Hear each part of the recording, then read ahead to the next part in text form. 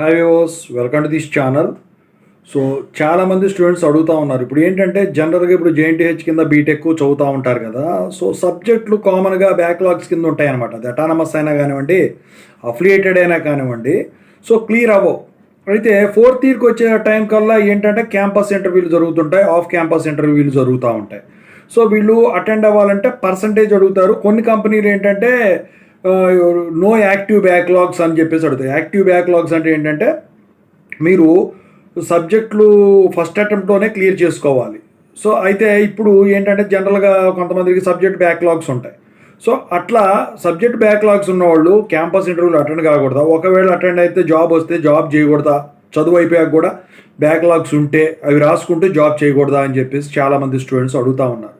ముందుగా ఇంతవరకు ఈ ఛానల్ సబ్స్క్రైబ్ చేసుకున్న వాళ్ళు ఎవరు ఉంటే సబ్స్క్రైబ్ చేసుకుని వీడియో లైక్ చేసి షేర్ చేయండి. మీకేమైనా డౌట్స్ ఉంటే కాల్ మీ ఫర్దర్ కాల్ చేయండి. తెలుగు ఇంజనీరింగ్ ఎడ్యుకేషన్ టెలిగ్రామ్ ఛానల్లో జాయిన్ అవ్వండి. ఇక టాపిక్లో వెళితే ఏంటో నాయన అంటే, ఇప్పుడు జేఎన్టీహెచ్ కింద చదివే వాళ్ళకి బ్యాక్లాగ్స్ ఉంటాయి.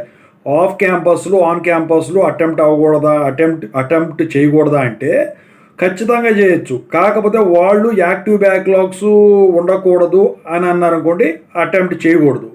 అయితే అయ్యేం అడగకుండా ఇంత పర్సంటేజ్ ఉండాలి, ఇంత ఓవరాల్గా ఇంత ఉండాలి అని చెప్పేసి థర్డ్ ఇయర్ వరకు 4-1 వరకు మీరు ఉన్న సిచ్యువేషన్ బట్టి, అంటే అప్పుడున్న సెమిస్టర్ని బట్టి అడిగిన దాన్ని బట్టి క్యాలిక్యులేట్ చేసుకొని ఫెయిల్ అయిన సబ్జెక్టులన్నీ తీసేసి పర్సంటేజ్ క్యాలిక్యులేట్ చేసుకుని అటెంప్ట్ చేయొచ్చు.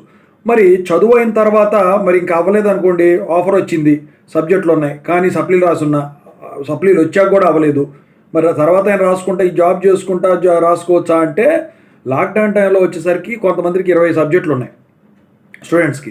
వాళ్ళకి విప్రో అలాంటి పెద్ద పెద్ద కంపెనీలే జాబ్ ఇచ్చి సరే ఇన్ని నెలలు టైం ఇచ్చేసి ఈ లోపు క్లియర్ చేసుకుని రండ్రా బాబు అని చెప్పారు. ఎందుకు? అప్పుడు ప్రాజెక్ట్స్ అనేవి ఎక్కువ ఉన్నాయి, మ్యాన్ పవర్ అనేది ఎక్కువ మందికి కావాల్సి వచ్చింది. అందుకని చెప్పేసి ఫెసిలిటీ ఇవ్వడం జరిగింది అందరికి కూడా. అయితే ఇప్పుడు సినారియో మారిపోయింది. ఆర్టిఫిషియల్ ఇంటెలిజెన్స్ వచ్చింది, జాబులు ఉన్నాయి, ఉన్నప్పటికీ కూడా లే ఆఫ్స్ ఎక్కువ ఉన్నాయి. కాబట్టి ఇట్లాంటి పరిస్థితుల్లో బ్యాక్లాగ్స్ ఉన్నవాడిని మనం తీసుకోవాల్సిన పరిస్థితి రాకూడదు. ఇప్పుడు బ్యాక్లాగ్స్ ఉన్నవాడిని తీసుకొని మనం ఏం చేసుకుంటాం? దాని బదులు పాస్ అయిన వాడే వస్తాడు కదా, సర్టిఫికెట్లు ఉన్నవాడే ఉంటుంది కదా, క్వాలిటీ కూడా ఉంటుంది కదా అని చెప్పేసి వాళ్ళు ఆలోచిస్తూ ఉన్నారు. ఇది ఏంటంటే ఈ స్కాన్ చేసిన కాపీసు మీరు ఆన్ బోర్డింగ్ పంపిస్తారు కదా క్లయింట్కి, చూడండి మా దగ్గర బీటెక్ కంప్లీట్ అయిన వాడు ఇంత పర్సంటేజ్తో ఉన్నాడని చెప్పేసి ఈ సర్టిఫికేట్లో స్కాన్ కాపీలు అన్నీ చూపిస్తారండి క్లయింట్కి. ఎందుకంటే టు షో క్వాలిటీ. సో మా దగ్గర ఇంత క్వాలిటీ ఉంది, క్వాలిటీ ప్రాజెక్టులు చేసి చూపిస్తాం, with in the time complete చేస్తాం, అందరూ కూడా వెల్ ఎడ్యుకేటెడే అని చూపించడానికి. సో అందుకని చెప్పేసి ఇప్పుడున్న పరిస్థితుల్లో అయితే బ్యాక్లాగ్స్తో అయితే వాళ్ళు ఒప్పుకోవట్లేదండి. మీరు ఎంత వీలైతే అంత తొందరగా క్లియర్ చేసుకొని వచ్చిన అవకాశాన్ని మాత్రం వదులుకోవద్దు. జాబ్స్ పరిస్థితి దారుణంగా ఉంది. అందులో సాఫ్ట్వేర్ మరీ దారుణంగా ఉంది. ఆ ఫీల్డ్ లేదు, ఈ ఫీల్డ్ లేదు, అన్ని ఫీల్డ్ అలాగే ఉన్నాయి. ఓకేనా?